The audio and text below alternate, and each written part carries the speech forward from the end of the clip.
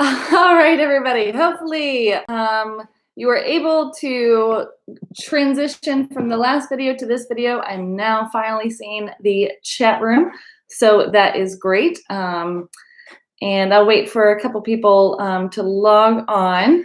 See, a couple people are starting to log on. So sorry about that. I need to just hire a business admin person, then I won't have some of the issues that I'm having, and they can handle the technological stuff. Now I'm seeing the chat room. Thank you guys so much for your patience on this. While everyone's getting logged onto this video, I will just do a shout out for my new rosé that I'll start featuring next week. From Australia, it's not from Zinfandel, has nothing to do with this class, but I had to taste it to write a review this afternoon, and it was so delicious that I need to let everyone know that they'll be seeing this soon. So Alcumi from Franklin River in Australia. It is a Mourvedre rosé, and it is, oh my gosh, so delicious. So that's what I'll be sipping on a little bit for this class. So all right, thanks you all for tuning in. Kira from California, Ryan from Maryland. Super excited to have you all here. So yes, again, we're doing Zinfandel versus Primitivo. For those of you who missed the first video where I couldn't see the chat room, we're using these tags. This is Petraio Primitivo will be on the left for round 1, and the Fabulous Zinfandel will be on the right for round 1. So we're gonna do the lighter styles of Zinfandel first to kind of get our noses in there and explore what Zinfandel versus Primitivo can be on that lighter style. So Zinfandel is really known to have this ability to express both like really bright red fruits and really dark black fruits. So a little bit more like perfumed, floral, lifted, herbaceous style, and really smoky, chewy, jammy, peppery style. So it can go across the whole spectrum of flavors, and it really is really interesting to see how many different styles can be made. So it's not that Italy makes all one style and California makes all one style, as we will see in this class. So, all right, grab your 2 glasses. I like to do wine tastings side by side. I think it's the most informative way to do wine tastings. And because it's all about comparison. When I'm like, oh, notice how acidic that this wine is. Well, if it's the only wine that you're tasting, then you have nothing to compare it to. It's not more or less acidic than anything. It's just your memories, and that's really difficult. But doing them side by side is a different story, so really helpful. So on the left, let's just go ahead and swirl this wine around. So this wine is Petraio. Just as a disclaimer, I do not have these exact wines in my glasses because, again, this whole last couple of weeks have been fraught with mistakes, and so I sold my wines because I had more people that signed up than I was expecting, and so I've got some different wines in my glass. So I'm going to rely a lot on your tasting notes, and I've had these wines plenty before, so I will talk about of having just had these wines a couple days ago. So let's get our noses in that Petraio. And first of all, let's check out the color of these wines and how they might be similar or different. So if you have your white background, it could be a piece of paper like these wine aroma charts. It could be a tablecloth, a plate, a napkin, anything.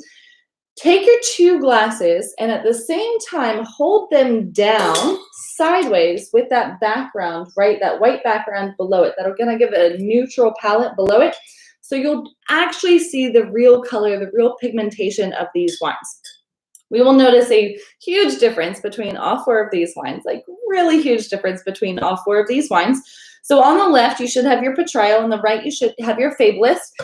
Is there a big difference in the coloring? Is one more red than the other? Is one more purple than the other? Are there any brownish tinge colorings? And can you read through these wines?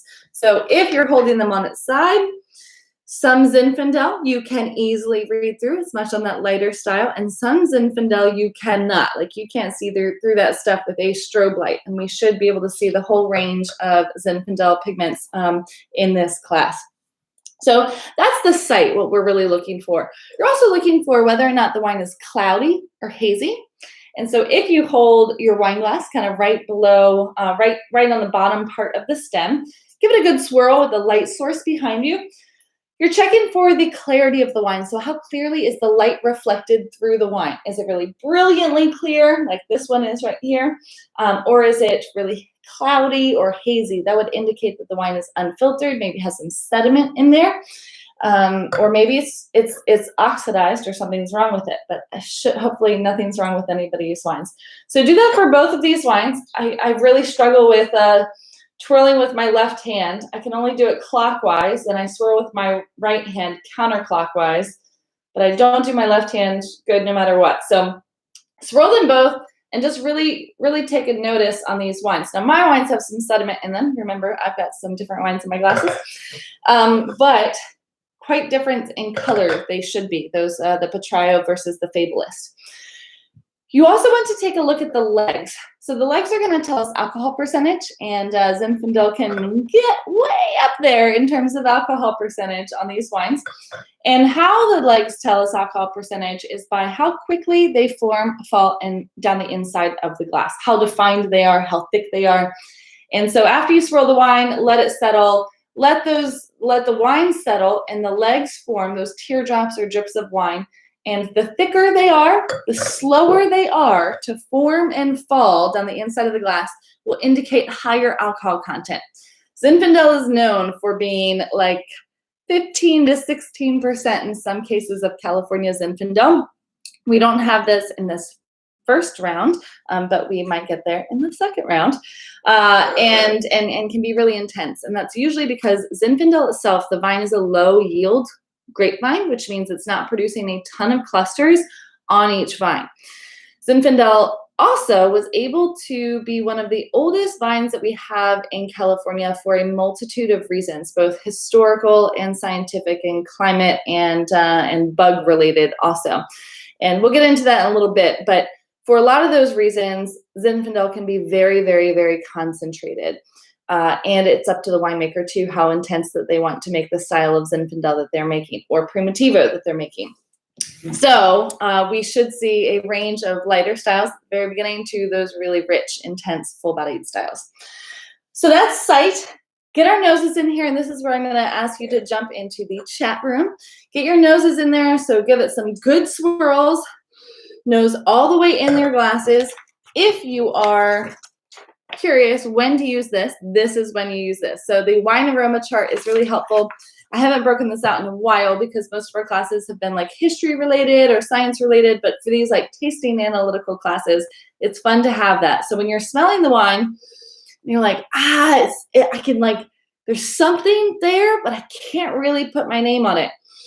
And what is it? And so looking through that wine aroma chart is really helpful to be able to name that thing you're smelling. So when you are jumping on to the chat room, just tell me which wine it is. You can call it wine number 1, Petraio, wine number 2, the Fabulist, and just tell me something that you're smelling in either one of these wines. It could be as general as I smell fruit, or I smell earth, or it could be as specific as I smell my grandmother's damson plum jam that she put on fresh made biscuits every Saturday morning. So doesn't always have to be that specific. It can be something more general. And I like the comparative smelling notes. So number 1 smells fruitier than number 2, or maybe number 2 smells spicier than number 1. So jump on there. Tell me what you're getting in your glasses for these wines. This Petraio is one of my favorites that I have found recently that just way over delivers for the actual price. So I do actually have a bottle here. This Petraio right here, it's just quite delightful. So while y'all are telling me your tasting notes, I will remind everyone this is the map of Italy behind me. I don't have a map of California. I need to get one of those. But Puglia is this area right here, so the heel of the boot of Italy. Throughout this area, you have pockets of really volcanic soils, and you have gravelly soils, clay, limestone, a bunch of mixtures of soil types, very similar to the soil range of expression that we see in California. So throughout the world, I believe that Zinfandel is still like the number 6 planted grape in the entire world, so really, really widely planted, and that's mostly because in this area, Puglia, which produces about 90% of, or 95% of Italy's Zinfandel or Primitivo. And within California, you have certain areas that's just like, that's all they plant. And it's just like vineyard after vineyard after vineyard after vineyard of these grape varieties. So really interesting. So Heather says, Kit says number 2 smells like a crayon. Interesting. Okay, which is funny because number 1 to me, I got a little bit of like the one that I've got in my glass. I've got a little bit of like this Play-Doh characteristic to the wine, and so now I know exactly what you're smelling. So number 1, Brenda says strawberry pie. Right. So remember, Zinfandel has this ability to oscillate between red fruits and dark fruits. And so we should be seeing a little bit more red fruited styles on these first 2 rounds. So strawberries, are there raspberries in any of these wines? Maybe red cherries, red plums, red currants, all of the fruits that can be either or that are more on the red side on these first 2 wines. Zinfandel can also, remember, be a little bit more smoky, leathery, earthy, peppery, spicy. And so if you're getting any of those, maybe that they're not the first thing that you're smelling in the wines, that maybe the second or the third thing. So the red fruit should be the first and foremost thing, along with maybe some floral notes. Anyone get any like floral notes on either of these wines? Hopefully there's some fun dried flowers and fresh flowers. If anyone remembers what those smell like, we're just around the corner to have fresh flowers everywhere we go. So, all right, so let's taste the wines. And here's a couple of things that I want to focus on for all of the wines that we are going to be tasted. So on the back, we have some different characteristics here of what we go through. So the taste and palate, we talk first about acid. That's how it makes your mouth water. Talk about tannins. That's how dried out your mouth gets when you're swishing and swirling the wine. Sweetness. Does the wine have noticeable or perceptible sugar on the palate? Alcohol is how far down it burns when you drink it. Does it feel like it's really like I just took a sip of bourbon or tequila and I feel that down to my chest? Or is it really refined and lower in alcohol content where you'll only feel that kind of burn higher up? Body is how heavy the wine sits on our palate. So is it like skim milk, really light bodied, or like whole milk, vitamin D milk, where it's really rich and heavy? That's the body of wine. And finally, finish is after you swallow the wine, how long does that flavor linger in your mouth? You'll be surprised, a lot of lighter bodied wines have much longer finishes than we think, if we stop to notice them. And some fuller bodied wines have shorter finishes than we think. So we think just really full bodied wine, of course, that's gonna have a longer finish. But I notice a lot of flavors that the intensity is up to here. As soon as I taste it, the flavors kind of plummet off. And some wines, it's a lighter bodied wine, so the intensity is only at this level, and it lingers and lingers and lingers and lingers until it finally just kind of slowly tapers off. Not always.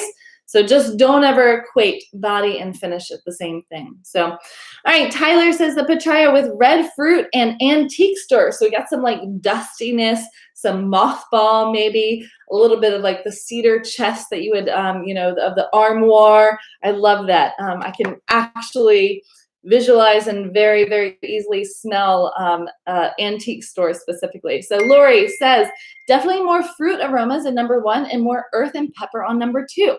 So awesome, great. So, and is it the pepper that you're getting on number 2 is a little bit more like green bell pepper, jalapeno pepper, red pepper, black peppercorn, pink peppercorn. So the pepper that's used in our spice cabinet is very different than like the fresh peppers that we get. So tell me which one you're getting on for the pepper that you mentioned on wine number 2, Lori. Brenda says she agrees. Awesome. Lori also says some musty basement on number 1. Cool. So we got some antique store, musty basement. So a little bit more of that like dang earthiness. And often I find that to be the case that not just Italian wine, but European wine in general is a little bit more mineral and earth driven on the flavor profiles, both on the nose and on the palate, than New World producers. So Old World is everything European, New World is everything colonized, basically. So North and South America, South Africa, Australia, New Zealand. I find that the New World producers generally focus on expressing the fruit flavors, the fruit characteristics of the wine. And there's a little bit more of this like earth, mineral, other characteristics that's first and foremost or center stage for European wines. So glad that's actually showing through. So Lori says more spicy pepper. So, okay, awesome. That was for wine number 2. Let's taste these wines. Let's talk about the difference in acidity. Is one of these wines more acidic than the other? So if you give the wine some good swishes in your mouth, make sure you're kind of like swishing the wine in your mouth, coating all parts of your palate, your tongue, your cheeks, your gum, the roof of your mouth. After you swallow the wine, lean back, touch the tip of the tongue to the roof of your mouth, right behind your front teeth, and breathe in. It's going to suck the air to the sides of your tongue and kind of concentrate that airflow right where your salivary glands are. That will activate your salivary glands. So you'll see a lot of that pucker effect for a wine that's higher levels of acidity than others. Let's try it for wine number 1 and then wine number 2. So I always like to go back and forth when you're doing a comparative tasting, just like in a fight ring. You know, someone's gonna throw a punch, the other person's gonna throw a punch. It's not just like one person punching until they're done. That's how you kind of get the best taste off. So let's see.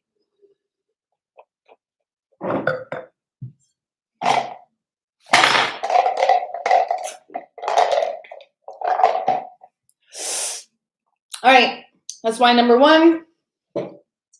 Cleanse your palate, maybe have some water in between these 2 different tests. Try wine number 2.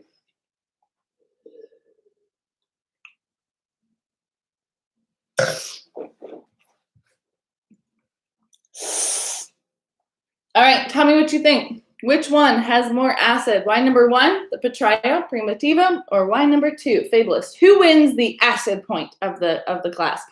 Brenda says number 2, more acid. I love it. Rick Stallone says clove on number 2. Yes, definitely. I love that call. Michelle says 1 seems spicy and dry. Number 2, jammy and sweeter. Yeah, so we've got a little bit of those, again, that earth-driven notes on wine number 1. A little bit more of that fruit component on wine number 2. And also we're getting that spiciness, that richness. Also baking spices. So that spicy pepper spice and clove, like Rick said, those baking spices, clove, nutmeg, cardamom, cinnamon, all of those flavor profiles that come out really from the oak that the wine was aged in. Lori says number 2 has more acid, and so does Brenda. All right, so we're thinking that wine number 2 has a little bit more acid. This area of Puglia, we've got loads of Mediterranean climate, super, super warm, very similar actually in terms of the climate as certain parts of California, especially like the Lodi part of California that grows the most Zinfandel. Fabulous is coming from Central Coast. So definitely we're getting that warm sun, not as much of that fog and rain influence that we're getting in the North Coast that makes some cooler climate grape varieties. So Fabulous is a joint venture between 2 partners, one of Sans Liege, which if you've ever had their like they focus on Grenache and like Rhone variety blends from California, and Andrew Jones, who also does the field recordings. Really awesome wineries. I've featured both wineries, lots of their different wines, and I love the Fabulous Zinfandel. In fact, last year when COVID kind of first was happening and I was running around like a chicken without my head, and I was like, well, all the events are canceled, so I'll just become a wine retailer. And this was the Zinfandel that I was putting in a lot of people's 6-packs. So this is the next vintage, so it's really exciting it's not exciting to still be in this situation, right? But it's exciting to see that a wine that was really instrumental to how I formed my 6-packs back a year ago, and then see we're on to the next vintage. And so it's not forever. We're on to the next vintage. So anyways, enough of my reminiscing here. So that's acid. Is any one of these wines a little bit more tannic? Does it make your mouth dry out more? So we talked about acid. That's a mouth watering effect and that mouth pucker effect in the back of our mouth. Tannins, if you swish the wine around and push it up into your gums, let it go. Notice how many cotton balls it feels like are stuck up in your gums. So if you do that to 1, drink some water, rehydrate your mouth, and then do it again to wine number 2. Let's see which one is more tannic.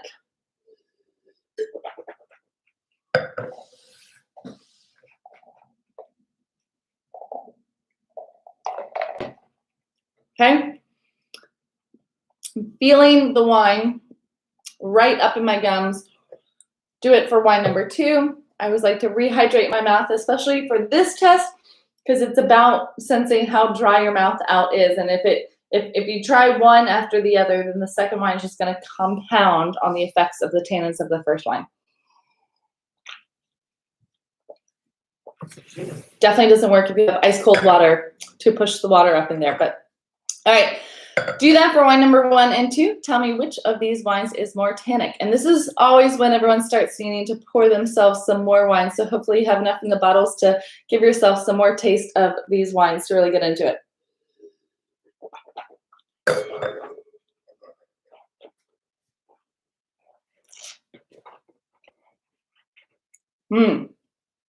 Okay. Mine are quite noticeably different, but let's see what's going on in your glass. Lori says number 2 seems more tannic to me and Brad. Okay, great. So y'all are in agreement, which is a good thing. It's really, I miss tasting with some mom and some pop because they always disagree like vehemently on every single aspect of the wine. So Tyler says number 1, very old world. Yes, absolutely. Michelle says 1, 1, 1, 1, 1. So higher tannins on wine number 1. My mouth is still a little bit dry here. Yes, so the fruit is the center stage on wine number 2, right? Yes, all of those baking spices and spices too. But you've got this mustiness, this antique old world quality, higher levels of tannin, earthier, grippier wine on wine number 1. Wine number 2 is a little bit more fruit forward, kind of more opulent, should be a little bit rounder, and a little bit more kind of driven by the fruit flavors rather than the earth and the tannins and the grapes. So let's try now and just think about the overall like body of the wine, how the wine sits on our palate. Is one of these lighter bodied, fuller bodied than the other? So tell me, does one sit heavier on your tongue? Or maybe they're about the same. Remember, this is the same grape variety. Just as a little caveat here, years ago, I was very confused when I was studying Zinfandel, the grape, because you talk to some people and they say that Zinfandel and Primitivo are the same grape, but then some producers are literally making a wine, labeling it Zinfandel, and another wine labeling it Primitivo, the same exact producer. I was so confused. And why, if it's the same grape variety, I understand that maybe one producer just wants to associate their wines with a more old world style, so they might call it Primitivo. But why are they making one wine calling it Zinfandel and another wine calling it Primitivo? I couldn't figure it out. Well, it turns out that the alcohol, tobacco, and firearms that regulates the wine industry in geographic ways and wine labeling ways and such, they do not. They're not on board with the genetic findings, the scientific findings that genetically Primitivo and Zinfandel are the same grape.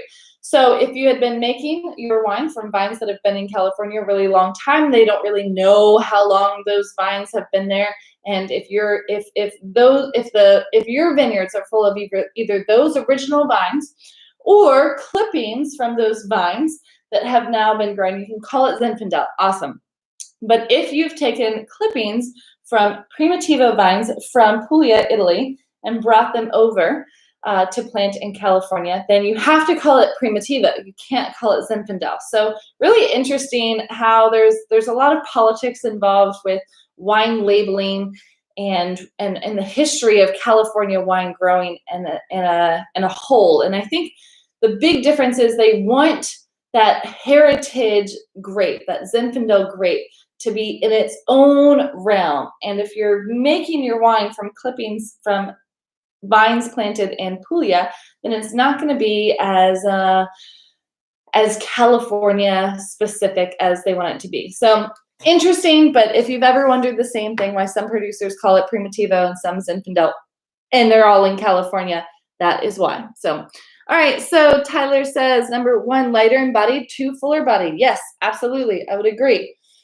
Also, I think one thing that I remember specifically about these two wines when tasting them side by side is number 1 had a lot more of this like herbaceousness to it, like dried bay leaf, maybe some like dried basil, dried oregano, dried thyme, definitely like dried herbal characteristics, not fresh herbs from the garden. And I think that that is a marked difference from the California styles, that if they have some herbaceousness to it, it's a little bit more like these fresh herbs that you like just picked from the garden, and they're still like the leaves in your hand, you could crush and smell, versus the dried herbs that you might have in your pantry, a little bit more of that Italian style. So we'll see if that holds true. If you think that one wine is more herbaceous like that than the others, please let me know in the chat room. Which one of these now, we'll get into the final conclusion stage. Let's talk about the things that, if you were a part of the Price is Right class, where we talked about the actual quality of the wine, analyzing the quality of the wine has nothing to do with the individual components. You kind of need to put the wine all together. So acid and tannin and all the things that you smelled, we're breaking the wine apart to really analyze it. To really get your overall conclusion of the wine, you need to put all of those parts back together again. So I like to think about three things very specifically. So balance, complexity, and finish. Balance is just how well all of the flavors are really integrated to each other. Are you tasting one cohesive wine, or is it really disjointed? I'm like, well, I'm getting a whole lot of strawberries over here, and the end is like way too much pepper that like, and everything, all the flavors are very disjointed, versus a really cohesive wine, which should have a lot more of that integration of flavoring. So that's balance. Complexity is just how many of those flavors are there? Am I like able to write, this isn't enough lines to be able to write all the things that I'm smelling and tasting on this wine. It's so complex. There's so much going on. That would be a higher level of complexity wine. And then finish is just how long does that flavor last in your mouth? Now, we call it finish when it's a good thing. If it's aftertaste, that's a bad thing, right? So aftertaste would be like, oh, that flavor is lingering in my mouth, but like not in a good way. That's aftertaste. That's definitely not a positive thing in wine. But if the flavor is lingering in your mouth and it's a positive thing, then we'll call that finish. So of those three categories, balance, how well those flavors are integrated, complexity, how many of those flavors there are, and finish, how long does the flavor last in your mouth?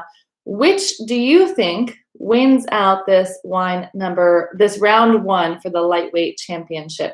Petraio or the Fabulist? Please do tell.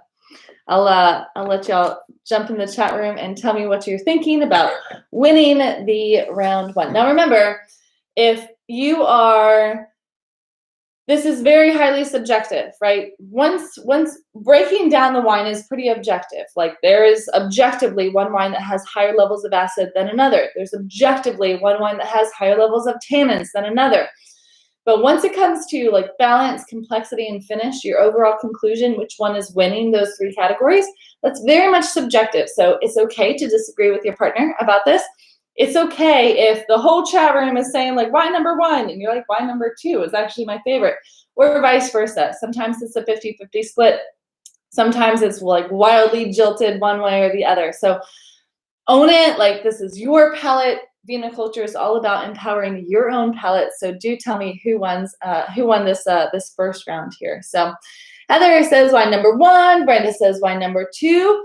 All right, now we've got a little conflict here between Lori and Brad. Brad says number one he likes better, and Lori likes number two better. Totally okay to have disagreements on these wines. I think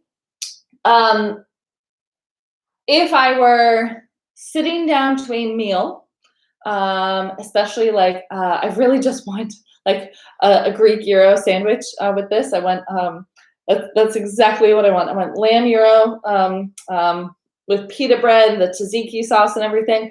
I'd probably want that Petraio.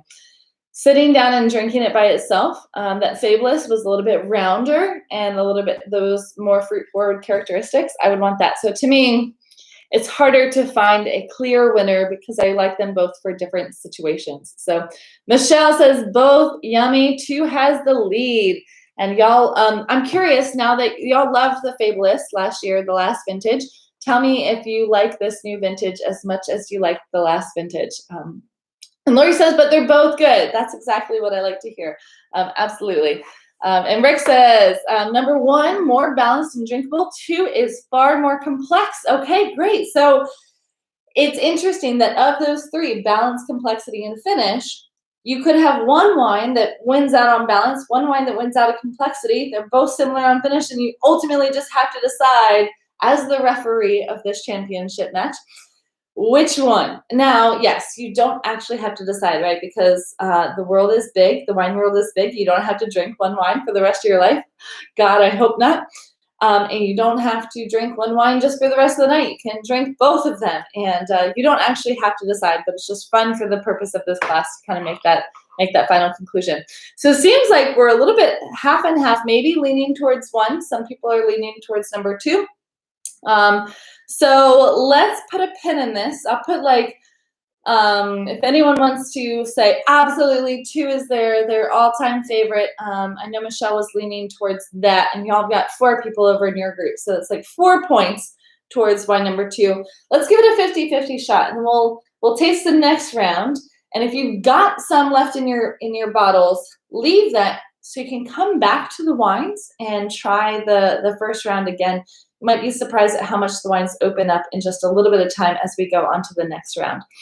So next round, you don't need fresh glasses for this. You can absolutely use the same glasses. Just make sure all of the wine is poured out. If you're serving your wine in crystal glasses, so crystal would be like anything thinner. A thicker glass would be a true glass. That's porous, and it's going to kind of absorb some of the wine into the glass. You have to be really careful not to rinse out your glasses with water in that case, unless you're going to take the time to fully dry and polish that. The water is going to change the pH balance of that crystal glass, and it will mute the nose of the next wine. So it'll be much harder to smell the next wine as you get into it. So don't rinse out your glasses with water if you haven't already. If you have, you're just going to need a lot more aggressive swirling of the wine in the glass to kind of reset the balance, the pH balance of that glass. All right, Lori says, by the way, your cheese and charcuterie selections are awesome. Fabulous. That's Keith, Chef Keith Hunt. He was my executive chef at the restaurant that I worked at previously before viniculture, and now does these amazing charcuterie and cheese boards. So glad you're liking that. This week was all female wine cheese makers, not winemakers, female cheese makers, and all from North Carolina. So for Women's History Month, we're just doing a little bit more like focus on women in the cheese world, and it was fun that they were all pretty local, not Virginia, but local enough, right next door. So we're going to go on to round number 2, the heavyweight championship. So we should see a totally different style of Zinfandel in this next round. Wine number 1, so we're going to switch it. California now is going to be on the glass on your left. And then we're going to put the Italian grape variety, the Primitivo from San Marzano, glass on the right. And if you're wondering, like holding up that bottle is massively heavy, right? And every time it fools me because the bottle will be empty. I've worked with this wine for so many vintages. I know it so well. It's one of my favorites. But every time it's empty, I pick it up and I don't think it's actually empty. And I'm so dismayed when I turn it all the way upside down and there's no wine in it, because you pick it up and you think there's still half a bottle of wine, at least a couple glasses left in it. You could do bicep curls with that bottle. So massive bottle, and that's just the style that some winemakers will choose to put kind of their like highest end wine in that style of bottle. Thicker glass, it allows the wine to be a little bit more stable when aging, so the light and heat won't affect the wine as much. So any temperature variations, vibrations, changes in humidity, all of that stuff won't affect the wine quite as much with a thicker glass bottle. If you're not aging your wine, it doesn't really matter. And I've actually had a bottle of wine, so that Petraio is kind of the opposite, right? It's just like the very classic thin glass, normal glass. And I had a bottle of California Cabernet from 1977, Camus Cabernet, 1977. And it was in the cheapest of the bottles, right? It's like cheaper than what we see like $2 Chuck bottles being at right now, with like no punt on the bottom at all, just like flat, very thin, clear green glass. And we picked this up from auction, and we're like, there's no way that this wine will have lasted now. We just opened it up last summer. There's no way. There's no way a bottle of wine can stay that stable in that type of glass bottle. But no, it was one of the most spectacular wines I have ever had. It was a truly delight to taste. So you will be surprised. Kira says, bicep curls with wine bottles is our speed. Yes, especially if you're just like drinking it too. You can like do hammer curls and just like drink a little bit each time. I highly support this. All right, so let's check out the color between number 3 and 4. Brenda's already on it. Fabulous. She says number 4, dark ink coloring. So yes, we could easily read through the Petraio and the Fabulous, probably a little slightly less so, but you can still read through it. Now we're getting into those deeper, denser, more extractive flavor profiles, pigmentation, and everything. So we're gonna take it to that heavyweight championship. So let's check out the legs on those wines. Tell me if one of the wines between number 3 and 4, between the Bedrock and the San Marzano, which one has a little bit more of that intensity, those slower forming legs, those more defined legs? And does one of these wines have a different coloring? Maybe one is more red, more purple. So Brenda says number 4, dark ink. Is that more purple or ruby red coloring? Do tell me anything else you're getting, if you're getting any clarity differences between number 3 and 4. Does any of the wines seem cloudy or hazy? Maybe you can't tell because the wine is so extracted. So while y'all are going into the site, the introduction that I gave at the beginning of the first video, well, I'll go into that a little bit more too. So Primitivo, the Italian name for the grape, that was original to Croatia, where it's called Tribodrag, or something Shalansky. Can I remember the first part of that word?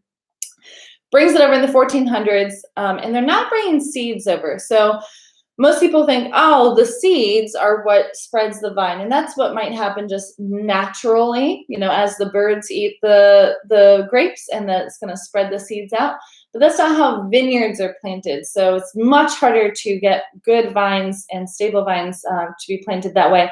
So you're most often just cutting clippings of the vine and then grafting them onto a root. So you're gonna tie the vine clipping to a root, and then that becomes one plant. So those are what we call clones. So it's the exact same plant, and it's now just being like transposed, like plant husbandry, basically. So it's not pollinating and creating a new plant. Happens that way sometimes, and we get new species of grapes, new genetic species of grapes. But that's not how most of the vineyards in the world were spread. So mostly it was the Phoenicians and then the Greeks and the Romans who took great clippings, the clippings of the vines, and spread them throughout. And when they took all of these grape cuttings, these vine cuttings, to California, it was mostly the Franciscan monks, these monks that would go up and down the California coast, planting the grape that we call here in the States mission grape, because the missionaries planted it. It's called país anywhere else in South America, and just means country in Spanish. And it's native actually to the Canary Islands, and it's the Listan Prieto grape. So Listan Prieto, native to the Canary Islands, volcanic islands right off the coast of Morocco, really, but technically Spanish territory, and it was kind of like the last stop for a lot of these ships, especially the Spanish ships, before they came over to the Americas. So that's what mostly was planted up and down. But they really didn't understand it. So the missionaries were planting that and making wine for their sacramental purposes.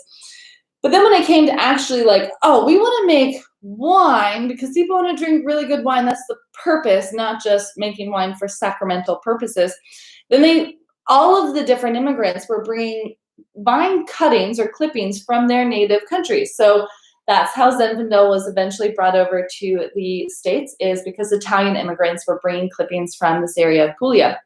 So they're bringing clippings over, but they're also bringing clippings of Tempranillo and Cabernet and Chardonnay, and like literally every grape variety that you can think of from Europe is being brought over to the United States. Meanwhile, Our native grape varieties, think Muscadine, Scuppernong, Concord. Those are not Vitis vinifera grape varieties, or the genus and species that goes into making premium wine, but it's native to the Americas. They're being brought over to Europe. And unfortunately, what was happening is they're also bringing this little louse called Phylloxera to Europe as well. It's before customs and border control, so they were accidentally bringing disease, obviously between 2 different continents, or 3 different continents with South America too.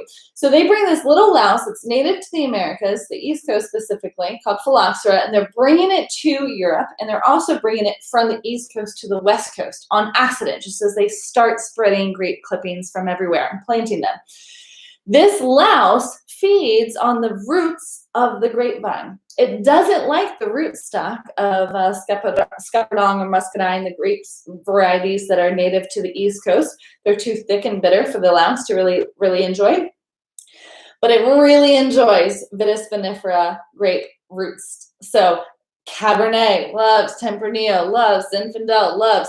So this Phylloxera is brought over inadvertently to Europe, and within a matter, we're talking about the 1850s, within a matter of 25 years, has wiped out 99% of all European grapevines. 99%.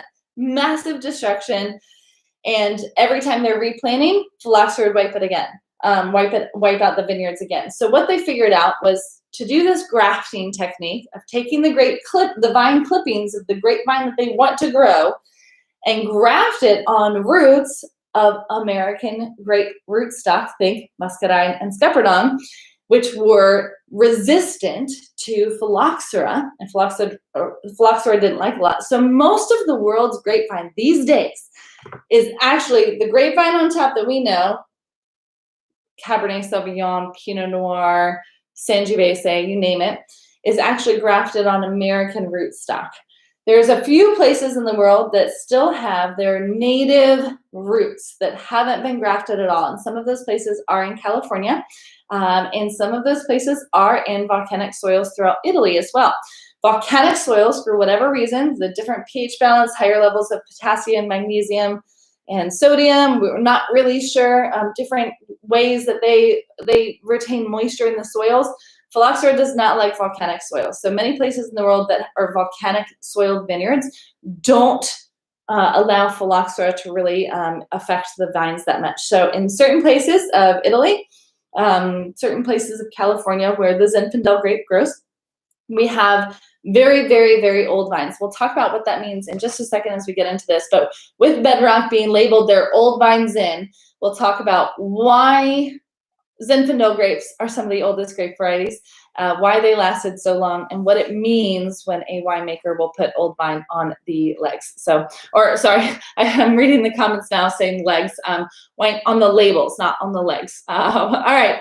So Heather says purple. So that would be on number 4, a little bit more purple tinge coloring.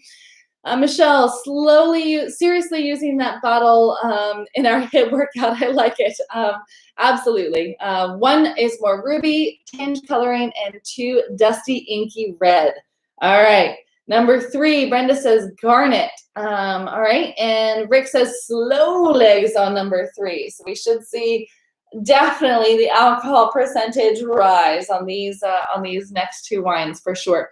So, all right. Ryan says, all right, let's see. Krzyżaniak Kastelensky, maybe I'm pronouncing that right. Krzyżaniak Kastelensky is the other name of Tribodrag, native to Croatia. I've tried so many times to remember how to say and pronounce that, but all I can remember is Tribodrag. I cannot remember Krzyżaniak Kastelensky, but I'm going to try now. So thank you, Ryan, for giving that.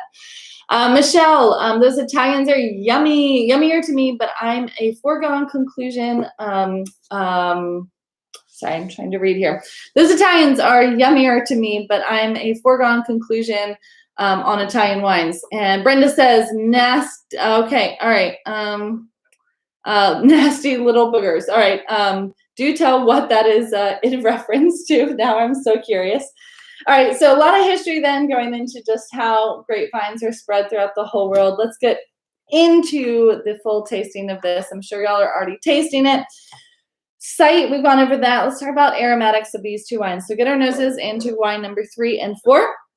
And if there are any big differences between 3 and 4, but also as a jump between the first round and the second round.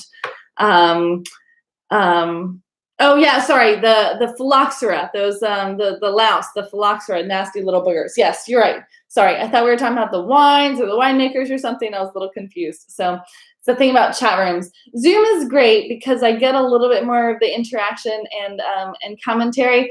But I get it. Like, everyone has Zoom fatigue. It's hard to be on camera. There's a little bit more pressure to like sign in at the right time and stay for the whole class. I think that the YouTube classes allow people to have a little bit more flexibility to participate as they want without that same pressure. So that's why I keep doing that. So Ryan says, close enough pronunciation. I will have to work on it. Teach me when you get down here. Awesome. So great point there. So the studies that I have read about this grape that you're mentioning, the Pribidrag, another name, I have heard that it's genetically different than Tribidrag, but the jury's still out on these. So if you have information that I need to know about them being actually the same grape, please let me know. I know that they're genetically related, but I thought the Tribidrag was actually like the genetic parent of that other grape. So let me know if I'm wrong in that. Definitely, you know that this is not my forte. Tyler says Bedrock is unbalanced, high in alcohol and lacking in body. Okay, San Marzano is more fruit forward and rounder body. Okay, interesting, great. Lori says do hair and makeup. I think I'm missing something in the comments there. All right, so let's remember that whenever you go into like the next round of wines, our palates sometimes get a little bit shocked. So often I find that the first taste of wine that I get, especially if I'm jumping between multiple wines, it's this palate shock of my tongue being like, well, this is different than the last one. We're not really sure. It often takes a couple different rounds of tasting to actually get to know the grape. And so if you're kind of off put, just taste a little bit more and it might grow on you. Also, for wines that are higher in alcohol content, as you swirl the wine, what's happening is the wine is coating the inside of the glass. And as it coats the inside of the glass, alcohol is evaporating just slightly. You are still going to get a buzz on this wine, I promise. But those alcohol evaporated molecules kind of hang out in the glass. And sometimes if your glass tapers up too much, this tapers just slightly, but it does taper, then you can have a concentration of those alcohol molecules that are vaporized right here. So when you smell the wine, ooh, it's just a hit of alcohol, especially those higher alcohol content wines like California Zinfandel, which can be 14.5, 15, 15.5, and up. So if you're ever getting that, and I get that a lot in wines, especially now that wines are continuing to raise in their octane level. After you swirl the wine, give the wine a big puff of air into the glass like this. That will push out the vaporized alcohol molecules, and you might need a couple rounds of that. But after you do that, you should get a lot more of the fruit flavors of the wine or the other flavors of the wine instead of just that intense focus of alcohol, those vaporized alcohol getting into your sinuses. So if either of these wines give that to you, and any high octane wines will give that to you, try that out and tell me if that helps a little bit. Tyler, let me know.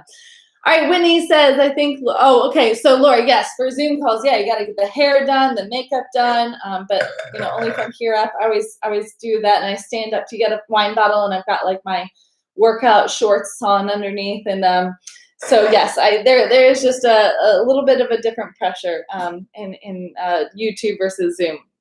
So, all right, so bedrock reminds me of oysters. Okay, salty, briny river rock. Interesting, Whitney. I like that call. Is there a little bit more of like this olive component too, like the brine of olives maybe? And if you're getting olives, are they more like green olives, Kalamata red olives, or like black olives, quite possibly? Good, Brenda, neat trick. Try that on either of these wines if you are getting a lot of that alcohol right on the tip of your nose. What else are we smelling in these wines? Is it darker fruits than the first round, which was more of the red cherries, strawberries, red plums? Are we getting more of those like blackberries, black plums, black cherry, Rainier cherry kind of thing? Tell me what you're smelling on these wines. And is the overall intensity of the aromatics a lot higher on these wines too? Which is my guess, yes, because the higher alcohol content, but also just more extraction of flavor on this one. So when we get into tasting, y'all know the drill. We're gonna break down some of the steps, talk about acid and tannin, maybe even get into sweetness with this one. Sweetness, tend to feel that or experience that mostly on the tip of our tongue. So if you stick just the tip of your tongue into the wine glass, that's it. That, and then concentrate on the feeling of the tip of your tongue. Do you sense any residual sugar, any sweetness to the wine? If you do, then that wine maybe has some residual sugar left to it. And if not, then the wine is dry. So we're gonna do that in this round. And here's why. So Zinfandel is a later ripening grape.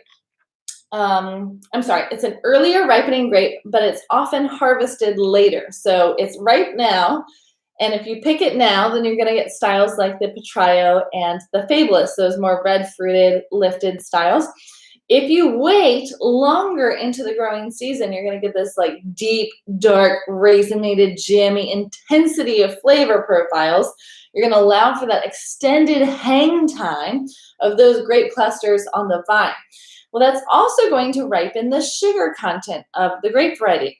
So those sugars turn into alcohol during fermentation. That's exactly how it happens. So during fermentation, 101, yeast is going to eat the sugar molecules, and the byproduct is alcohol and carbon dioxide. So the more food that the yeast has to eat, the more byproduct. So if the grapes are super, super sweet when you pick them, and you allow the wine to continue fermenting until all of those residual sugars are gone, all of that food for the yeast is gone, you're going to be left with a very high octane or high alcohol content wine. Zinfandel, when they're allowing for that extra hang time, so it ripens early, but they're allowing for maybe 1 week, maybe 2 weeks, maybe 3 weeks longer hang time to concentrate those flavors, means that they're also increasing the alcohol content of the overall wine. If they stop the fermentation process when it reaches the normal 14% alcohol content, you're left with residual sugar in the wine, and they're trying to make dry wines. So they want to finish off that fermentation process. And so then it's this thing of like, well, to ferment all the way dry means we're gonna have 16% alcohol content wines. You might not see that on your wine labels for other Zinfandels out there. They are though, and you won't see it on the wine labels because you're allowed to fudge your numbers by a percentage. And so if it's 16%, that's almost on the volatile stage of like the wine is unstable. So they might fudge their numbers down to say it's 15%. So there's a lot of, again, politics on wine labeling, how it can be labeled, and what they're trying to sell by labeling their wine a certain way. The trick about Zinfandel is when they're allowing that extra hang time and they want it to ferment all the way dry, you do generally have to use cultured yeast to continue the fermentation all the way. So if you're fermenting naturally just with the native yeast that's in the air, in the vineyards, all around the grapes, that yeast kind of goes dormant at about 13.5%, 14% alcohol, and it will stall the fermentation process, leaving a lot of extra residual sugar. So in order to continue the fermentation, to ferment it all the way dry, you have to add or inoculate cultured yeast, specific strains that are made to continue to stay active even past 15% alcohol, all the way up to like 16, 17% alcohol. Most yeast is going to die away or go dormant after about 14.5. So that is the trick about Zinfandel, is it's hard to make it like fully, naturally, organically, biodynamically. You do generally have to, if you want those deeper flavors, use cultured yeast. So if you ever hear about people inoculating with yeast strands, that's what they're talking about. They're just controlling the fermentation to get a different flavor profile. So, all right, so Michelle says agree, lots of minerals on number 3. 4, softer with more fruit flavors. Okay, interesting. So we might have a little swap here. So we talked about the old world being a little more mineral driven, earth driven, and the new world being more fruit driven. But Michelle and the gang out in Williamsburg is saying it's the opposite. So a little bit more minerality on 3, that bedrock, and a little bit more fruit flavors on the wine from San Marzano. Interesting. Anyone else agree with her? Tyler says, surprised that the Primitivo is more a New World wine. So in style, yes, they are definitely that fruit forward, more extracted, and that is the point. So it's really interesting. So Heather says, what is the highest alcohol percentage can be without adding sugar? We are starting to figure that out now. Generally speaking, I would say you have to start using cultured yeast, obviously, to get that higher percentage. And if you're not going to add the sugar and you're going to make the wine naturally, you can get up to about 18%, especially if you're making the wine like an Amarone style, where they allow the grapes to actually raisinate in the sun. So it's going to concentrate the sugars even more, and all that water is going to evaporate from the grapes. They dry the grapes out on these straw mats for up to 12 weeks, and then they literally make wine from the raisins. And so that they're not adding sugar, but the sugars are more concentrated. They do have to use yeast to make sure that it's going to keep fermenting all the way until about 18%.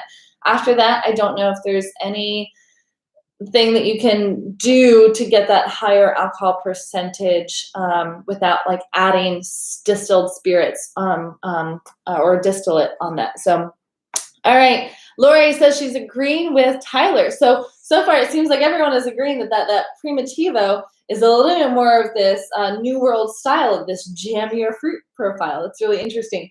It's getting dark here. Turn on a light so I don't go dark here. So Bedrock they've only been around since about 2006, 2007. Don't quote me on that year. It's on the back of the wine tag. I remember writing the correct information then. Bedrock's been around, and they focus on, and they're really known for making super high quality Zinfandel. They also make some Cabernet, some Syrah, some other grapes, but they like finding these super old vine vineyards and then making wines from those vineyards and then showing single vineyard expressions. This is kind of their entry tier, and so it's a blend of multiple different vineyards. And these vineyards are coming from a variety of locations throughout California. So instead of what we think of like, here is my estate, and here's my winery, and these are the vineyards that I own. This winery, they'll have some vineyards attached, but then they either own or source fruit from people who own these vineyards, these old vine vineyards throughout the area. So they make single vineyard expressions, finding the best plots within the vineyards to make that expression of Zinfandel from that grape, from that land, from that terroir. But this is their blend throughout. So it's just from California. It's not even from Central Coast, because I think some of their vineyards are coming from North Coast, Central Coast, throughout the areas. And so they're taking everything that didn't make the cut for their like premium, $150 bottle single vineyards Zinfandels, and they're making it in this baby that I've really enjoyed. So old vines. Let's talk about that while we all go into the smells of and taste of these. Go start tasting away. Jump in the chat room if you're tasting and tell me about acid, tannins, sweetness, anything that you're getting out of the flavor profiles of this. Old vine, there is no legal classification for what it means to be old vine. So anywhere you go, unlike the term reserve or reserva or riserva, depends on where you are, what country you're hailing from. That classification, reserve, can have very specific connotation, not just for the whole country. Sometimes each individual region means something very, very specific to how they're making their wine. Usually it means it's aged longer in oak, has a higher alcohol percentage, so they have to pick riper grapes, right? So they're picking the better quality grapes, like we talked about for the fermentation lecture. And maybe other classifications depending on what you're from. In California, reserve means nothing really. Now, generally, that could mean that the winemaker, like, that's their more prestigious wine, and versus their everyday drinking wine, but not always. Like Kendall Jackson Chardonnay, I think is like one of the most mass-produced wines out there. And their Chardonnay that's just everywhere, their reserve Chardonnay. So reserve doesn't legally come with any meaning attached to it in the United States, unlike the rest of Europe. But all of the wine world, there's no legal definition or terminology or classification for what it means when you put old vines on the label. In France, you might see it VA Vin. Type that out here. VA, there's a lot of vowels here. VA Vins, that's the French term for old vines. And again, there's no label. Like, so if you're going to call it old vines, there's like this general assumption they're older than your other vines, or that they have some age on it, but there's no actual legal definition for that. Generally, they say that about 25 to 35 years old is when vines start showing a different style, different characteristic. They start showing a little bit more of that maturity. But vines can last for like 150 plus years. So if a vine was able to survive phylloxera, then we have some of the oldest vineyards in parts of Australia, on the Canary Islands. In England, actually, there's a vine that's just like hanging out by someone's house that's over 200 years old. And you can get these vines that have survived the phylloxera because they were planted before phylloxera wiped out, and they survived phylloxera and didn't have to be replanted at the time. Because of phylloxera and how much it wiped out the vineyards, we still don't really know, like, how long do vines really last and are still able to make high quality premium wines. We don't know that because we haven't been researching this long enough post phylloxera. So it'll be really curious to see what happens. But some of these vineyards in California, planted in the early 1800s, all the way, that's about when we start seeing the Zinfandel grapevine being planted. So all of the vineyards that Bedrock works with, all of them average to a minimum of 80 years. So they're not using anything that's, in that 25 to 35, just start to show character, just starting to become an adult. They're using 80-year-old vines minimum, and going from there. Some of their oldest plots can be up to 120 years old. So really fascinating to see what happens when vines age. Just like humans, as vines age, they become more susceptible to diseases, and so they become more fragile, but they're going to produce less, right? So they're working a little bit less, they're less vigorous, and so they're going to produce fewer and fewer grape clusters as they age, but those flavors just become more and more concentrated. So less output, but higher quality. Generally speaking, if the vine can stay healthy, then that's what old vines does to the wine, is increase the concentration, the complexity, the balance, the integration, the flavoring of the wine, but only if they can stay healthy, and that is the big part. So if you're farming well, if you're taking care of the vineyards, then you can brew some really spectacular wines. So, all right, let's talk about on the palate here. Is one of these fuller bodied than the other? Is one of these more acidic than the other? We've talked about just like the general flavor profiles. Now I'm curious to get more into the flavors of this Bedrock, and hopefully do tell. I think it was yes, Tyler, you said that the Bedrock is unbalanced. Tell me, as the wine continued to open up in your glass, and hopefully you're able to like push out some of those vaporized alcohol molecules.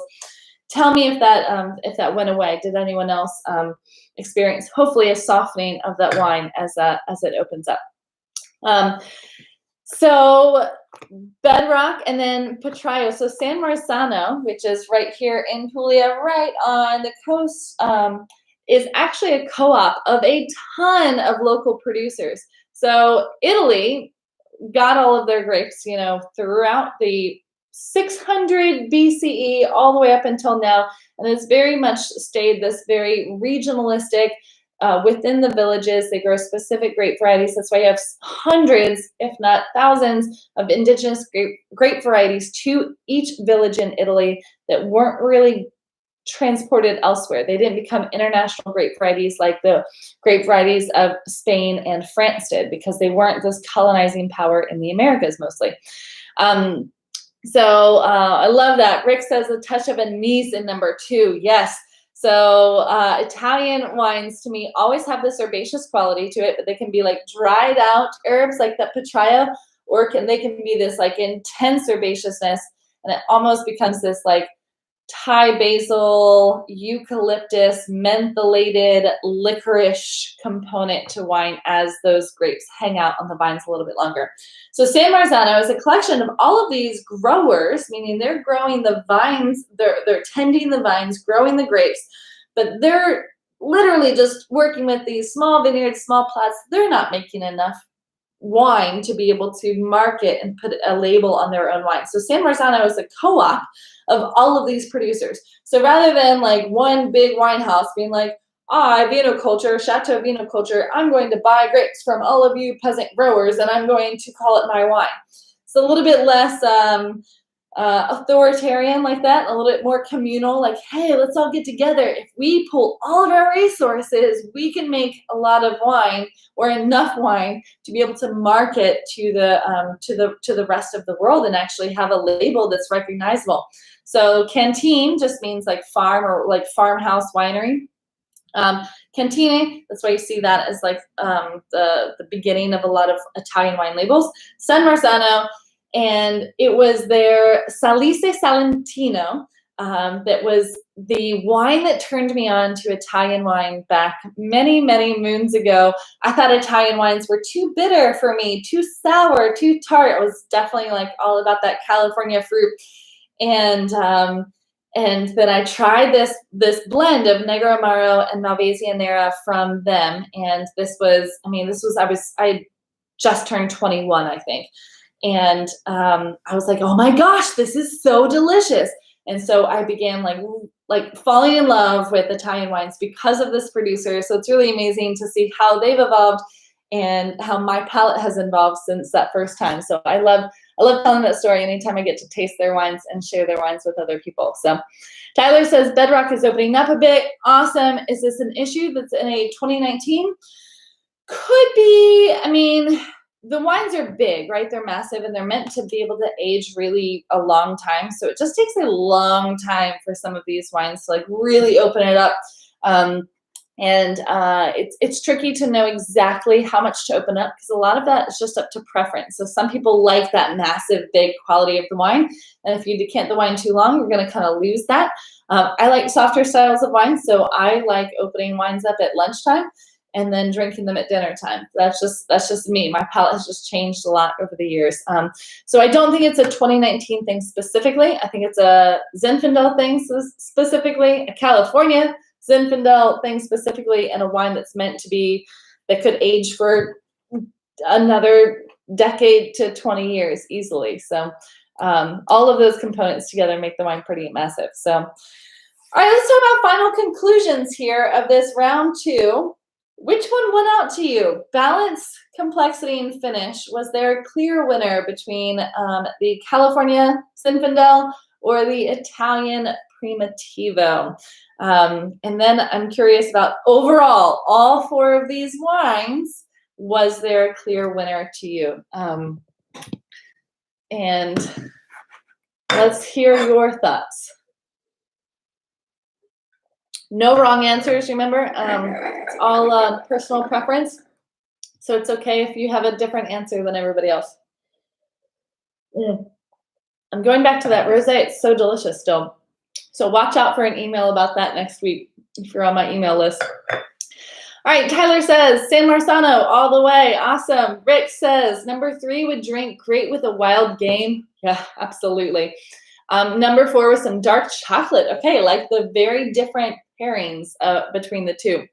Number 4 wins, and number 1 is the second. So Brenda, y'all are going all the way Italian style here. So that San Marzano for the grand winner, close second, that Petraio, and then so you are picking Italy overall conclusion. I love it. Best expression goes to Italy according to Brenda.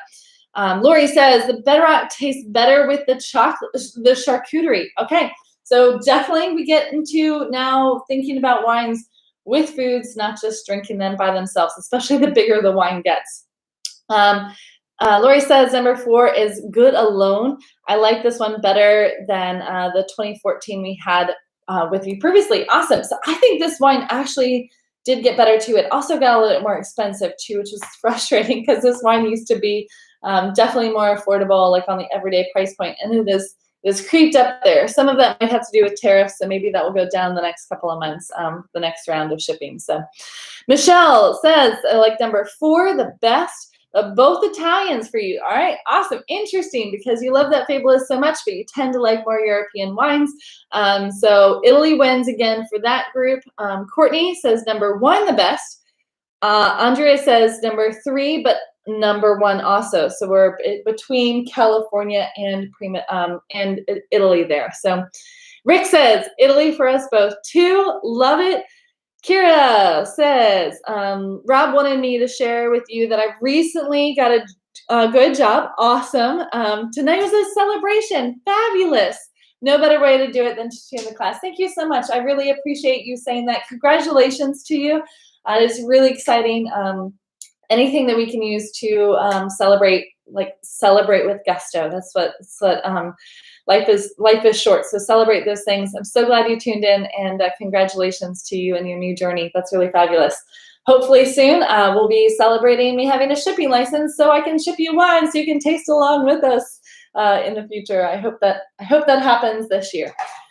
All right, anyone want to say California's winning? I'm really curious now. It seems like everyone is definitely leaning more towards the Italian style, and that is really fascinating to me. I figured that California would easily win out just because those are the flavors that people are more familiar with, and generally speaking, our bodies just chemically react differently to something we're familiar with than to something that we're not as familiar with. So when we aren't as familiar to something, that like literally sends alarm bells through our brain. We're like, we don't like this, it's scary, it's different, we don't understand it, it might be poisonous, is basically what it dates back to evolutionarily.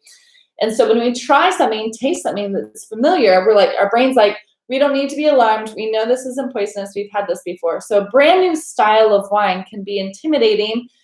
Anytime you get those alarm bells, like, oh, I don't know about this one, again, try it a couple more times, because it's sometimes just about turning off that monkey brain in our head, that primitive brain in our head that's giving us alarm signals when there doesn't need to be anymore. So Rick says Italy, yes, but drop me in Paso, Lodi any day. Absolutely. I think we should all go visit Kira out in California. I think that would be amazing. All right, this has been a super fun class. If anyone is up on the social medias, I would love to circle which one, post a picture on Facebook or Instagram, and tag me in it. And I'm going to pick a winner to win a bottle of that San Marzano, the winner of the entire night.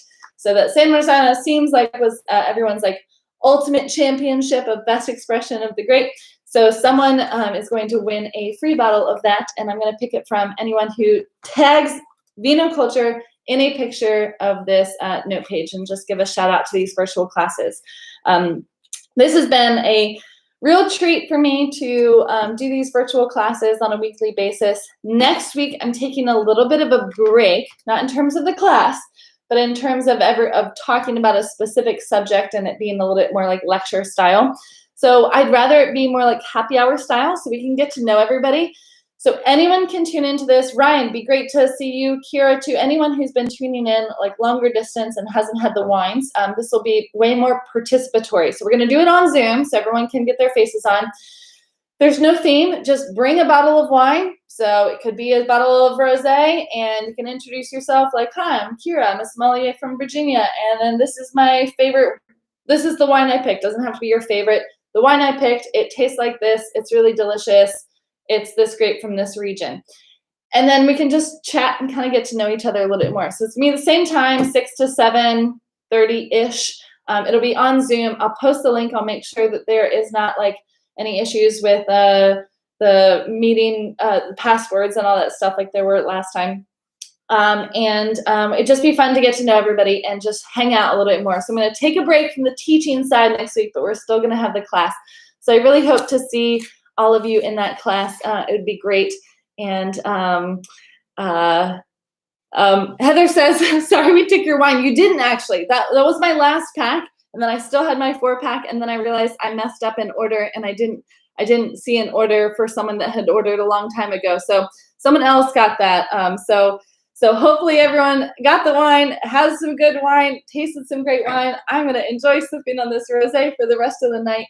And just thank you all. I can't thank you all enough for just this last year of participating in these virtual classes.